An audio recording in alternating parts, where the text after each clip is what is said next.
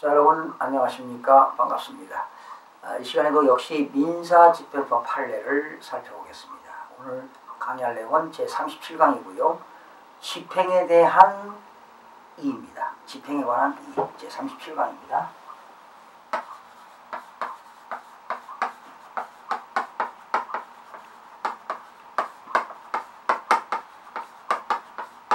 집행에 관한 이 의의가 되겠고요. 여러분 교재는 380쪽이겠습니다. 자, 오늘 이 내용은요. 유치권자가 경매를 신청했어요. 그런데 그 유치권자가 유치하고 있는 물건에 대해서 다른 제3자가 강제 경매를 신청하거나 의무 경매를 신청했을 때는 그 유치권자가 경매를 신청하는 것은 정지시킵니다.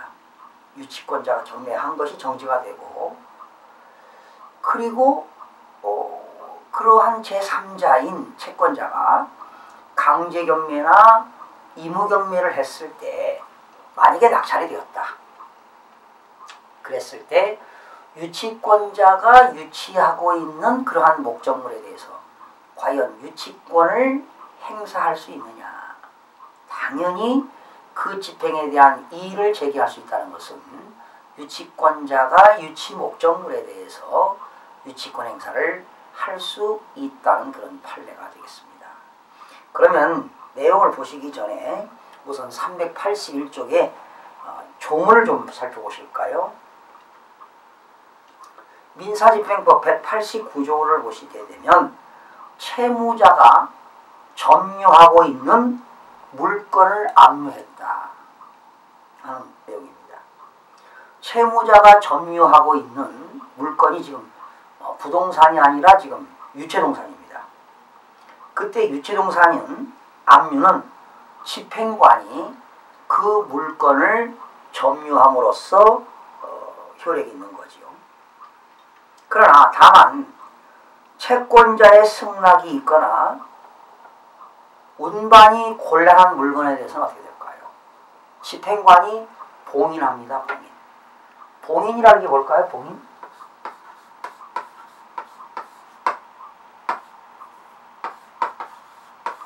봉인.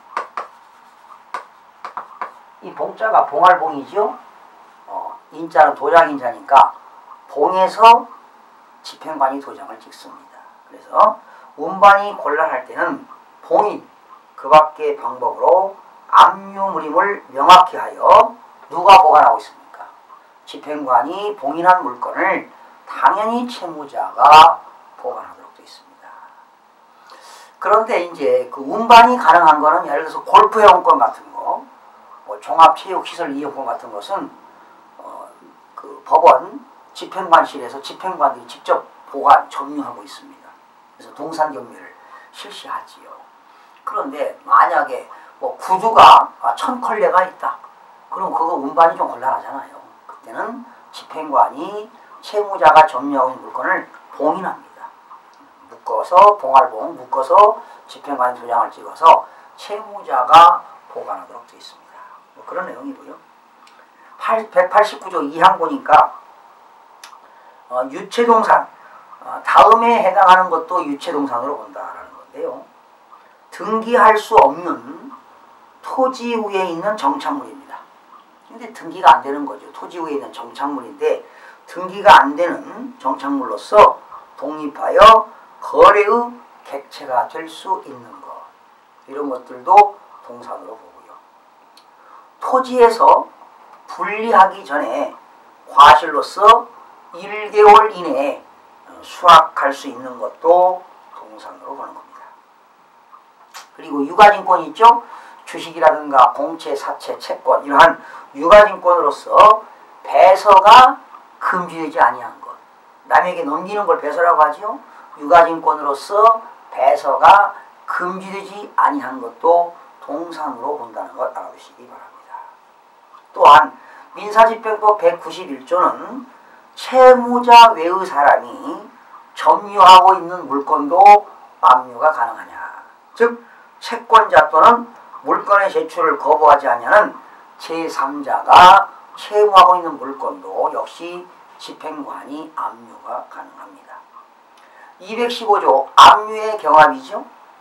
자, 유체동산이 압류가 경합이 될 수 있느냐. 그렇죠.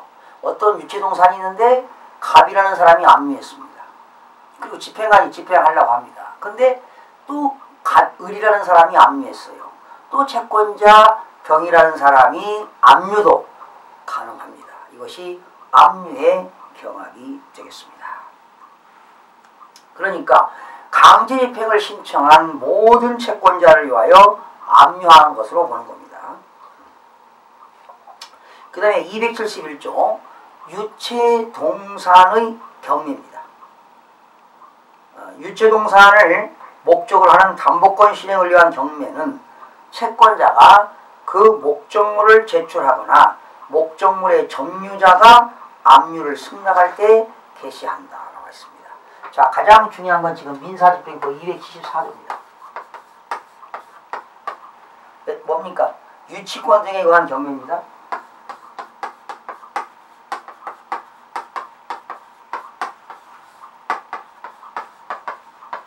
여러분, 유치권 등에 의한 경매는요, 담보권 실행에 의한 경매입니다.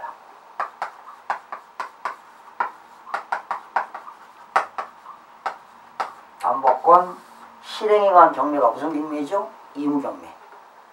유치권 의한 경매입니다. 거기 3항까지 나왔는데요.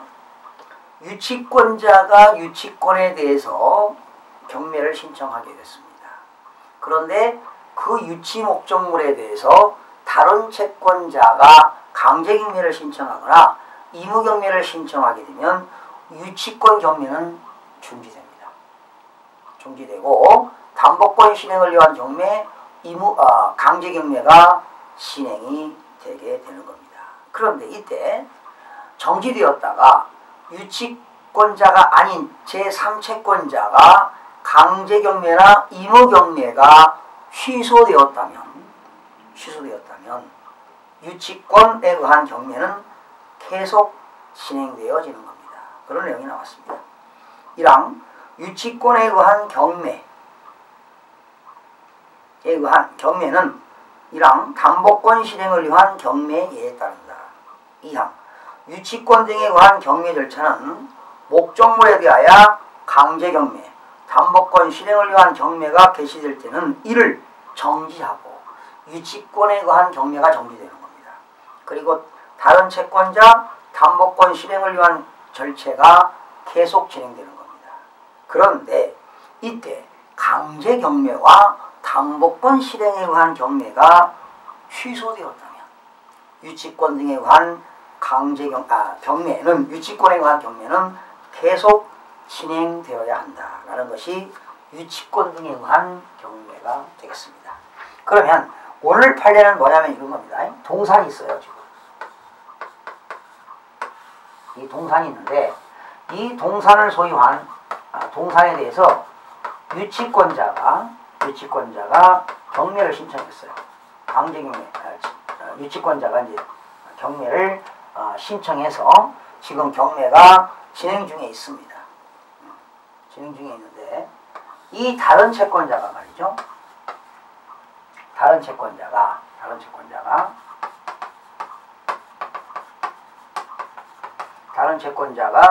뭐 했느냐? 의무경매를 했어. 의무경매 신청. 담보권 실행에 의한 경매. 아니면 강제경매를 신청했습니다. 그러면 유치권자가 동산에 대해서 경매 신청한 것이 어떻게 될까요? 중지되겠죠. 그렇죠? 그리고 의무경매나 강제경매가 진행이 되겠죠. 그랬을 때 의무경매나 강제경매에 의해서 낙찰을 받은 그런 매수인이 어떻게 될 거냐. 매수인이 이 유치권을 넣어야 된다는 겁니다. 이거 인수해야 된다는 겁니다. 그러니까 유치권자가 동산에 대해서 경매를 신청했는데 다른 채권자가 경매를 신청하게 되면 이 유치권자는 경매가 중지되겠죠. 그쵸? 중지되고 이 경매가 진행될 겁니다. 이랬을 때 이 경매를 신청한 이런 채권자들이 어떻게 될까요? 유치권에 대해서 뭘 한다고요? 응? 당연히 뭐 한다. 인수해야 된다는 그러한 권리. 그러니까 유치권자에게 목적물을 계속하여 유치할 권리가 있는가? 유치권자에게 그 동산, 목적물에 대해서 뭐 할 수 있다? 유치할 권리가 있다는 겁니다. 권리가 있는지 그런 판례입니다. 응? 자, 여러분 380조 볼까요? 유치권에 의한 경매 절차가 개시된 유치동산. 자, 유치동산에 대해서 유치권자가 지금 경매 절차가 개시됐죠. 그런데 유치권자의 승낙이 없었네요. 승낙 없이 민사집행법에 의하여 다른 채권자들이 강제집행을 위하여 압류한 다음 민사집행법에 의하여 유치권에 의한 경매 절차를 뭐하고 정지시켰습니다. 경매를 정지시켰어요. 정지시키고 채권자를 위한 강제 경매를 절차를 진행한 경우 강제 경매 절차에서 목적물이 이게 매각됐습니다. 목적물이 매각되었다 하더라도 유치권자에게 목적물을 계속하여 유치할 권리가 있는지 적극이죠. 권리가 있습니다. 권리가 있습니다. 다른 채권자가 경매를 신청해서 목적물이 매각이 되었다 하더라도 이 유치권자는 목적물을 뭐 할 수 있다? 유치할 권리가 있다는 그런 판례입니다. 자, 결정 요지 볼까요?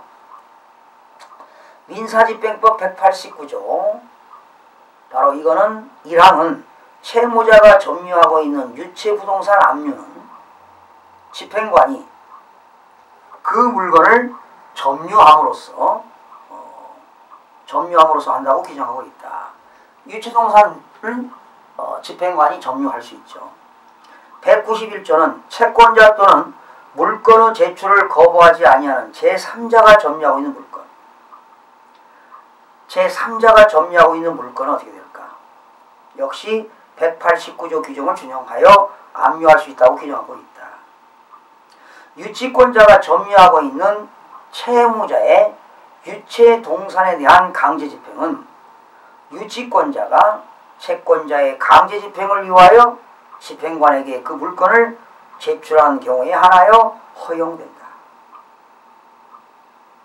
또한 유체 동산의 유치권자가 민사집행법 274조 1항 271조에 따라 유치권에 의한 경매를 신청하고 그러니까 유치권자가 지금 경매를 신청했습니다. 집행관에게 그 목적물을 제출하여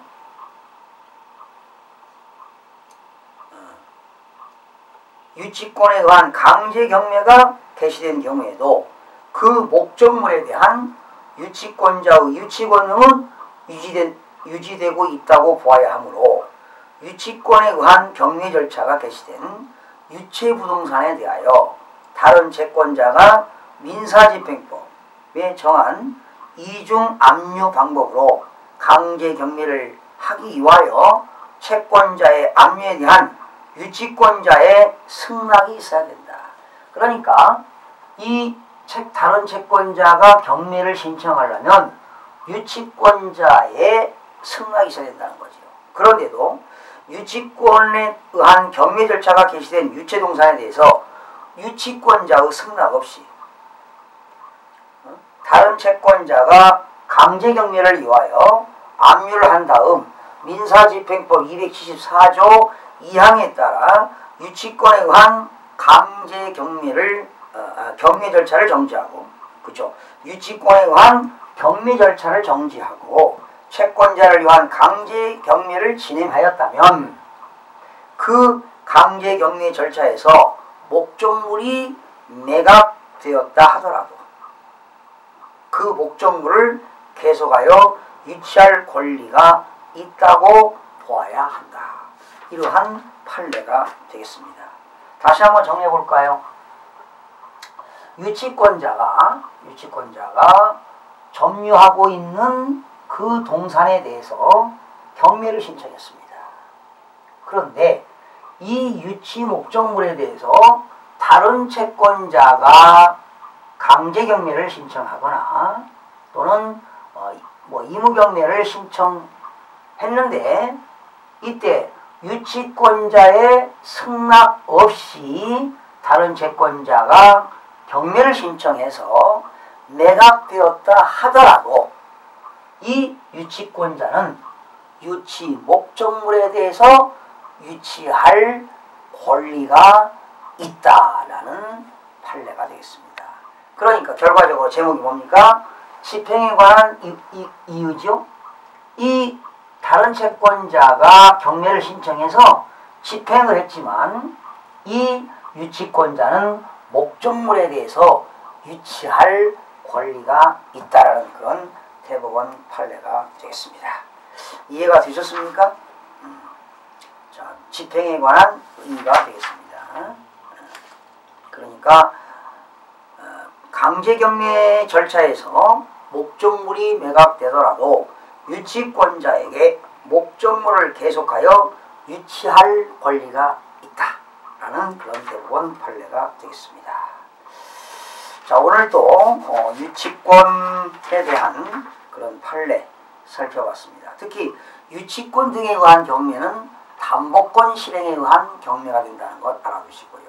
특히 민사집행법 274조는 유치권에 의한 유치권자가 경매를 신청했는데 다른 채권자가 경매를 다시 신청하게 되면 유치권에 의한 경매는 어떻게 됩니까? 정지가 되고요. 정지가 되고 다른 채권자 경매가 진행되어야 됩니다. 그런데 이러한 의무경매나 강제경매 신청자가 만약에 취하가 됐다면 어떻게 될까요? 강제경매는 취소, 담보권 실행이라든가 강제경매가 취소가 되면은 유치권에 의한 경매는 다시 계속 진행되어야 한다는 그러한 유치권 등에 의한 경매 민사집행법 274조를 살펴봤습니다. 자, 오늘은 집행에 관한 이의에 대해서 살펴봤고요. 다음 시간에는 강제집행을 정지하는 판례에 대해서 살펴보도록 하겠습니다. 여러분 다음 시간에 찾아뵙겠습니다. 수고하셨습니다.